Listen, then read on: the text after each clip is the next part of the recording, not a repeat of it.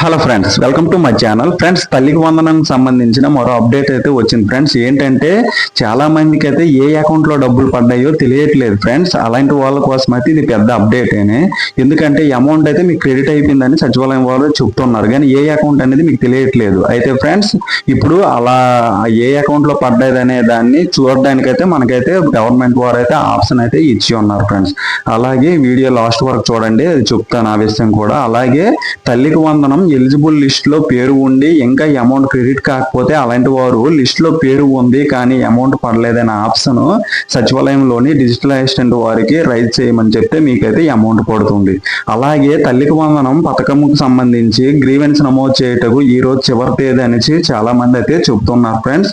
అదైతే ఏమీ లేదు, ఈ రోజు అయితే చివరి తేదీ కాదు, ఎవరు కంగారు పడవలసిన అవసరం లేదు. గ్రీవెన్స్ అయితే ఎప్పుడైనా పెట్టుకోవచ్చు. ఈ గ్రీవెన్స్ అన్ని నమోదైతే ఎప్పుడు అంటే మనకి క్రియేట్ అవుతున్నాయి అంటే జూలై 5 అయితే క్రియేట్ అవుతాయి. స్కూల్ వాళ్ళకి కూడా లాగిన్ అయితే ఇవ్వడం జరిగింది.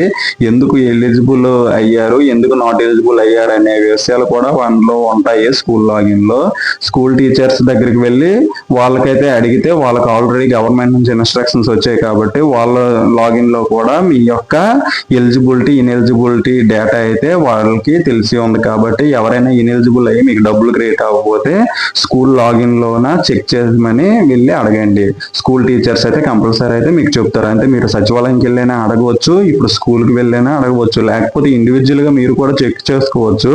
లింక్ అయితే మన డిస్క్రిప్షన్ లో అయితే పెట్టి ఉంటాను. లింక్ పైన క్లిక్ చేసి మీరైతే ఇండివిజువల్ గా అయితే చెక్ చేసుకోండి ఫ్రెండ్స్. ఎక్కడికి వెళ్ళవసరం లేదు, ఏ అకౌంట్ లో క్రియేట్ అయ్యిందని తెలుస్తుంది.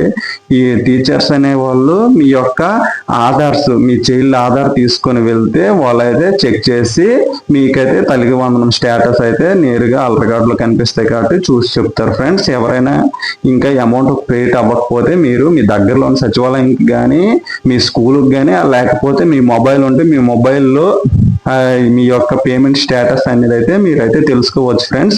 దానికోసం అయితే మన డిస్క్రిప్షన్ లో లింక్ ఉంది, దాని మీద క్లిక్ చేస్తే మీకు ఏ విధంగా అనేది అయితే తెలుస్తుంది. మీకు ఏ అకౌంట్ లో వేశారు ఆ బ్యాంక్ పేరు కూడా అయితే మీకు చూపించడం అయితే జరుగుతుంది ఫ్రెండ్స్. ఇది అందరూ కూడా గమనించాలి, ఎందుకంటే చాలా మంది అయితే అడుగుతున్నారు నాకు ఏ అకౌంట్ లో డబ్బులు పడ్డాయి అనేసి. దానికోసమే ఈ లింక్ పెట్టాను. అక్కడ స్కీమ్ పేరు మీద సెలెక్ట్ చేసి ఈ ఇయర్ మీద ట్యాప్ చేసి మీ యొక్క ఆధార్ నెంబరు మదర్ది కానీ స్టూడెంట్ది కానీ గార్డియన్ కానీ ఫాదర్ కానీ ఎవరిదైనా అక్కడ ఒకసారి ఎంటర్ చేయండి. మాక్సిమం మదర్ది ఎంటర్ చేయండి, చేసి సబ్మిట్ చేస్తే మీకు ఓటీపీ అక్కడ ఎంటర్ క్యాప్చర్ చేసి గెట్ ఓటీపీ మీద క్లిక్ చేస్తే ఓటీపీ సబ్మిట్ చేస్తే మీకైతే మీ యొక్క డీటెయిల్స్ అయితే ఈ విధంగా అయితే చూపించడం జరుగుతుంది. మీ స్టేటస్ ఏ బ్యాంక్ అకౌంట్ లో పడ్డాయి అనేది అయితే చూపించడం జరుగుతుంది.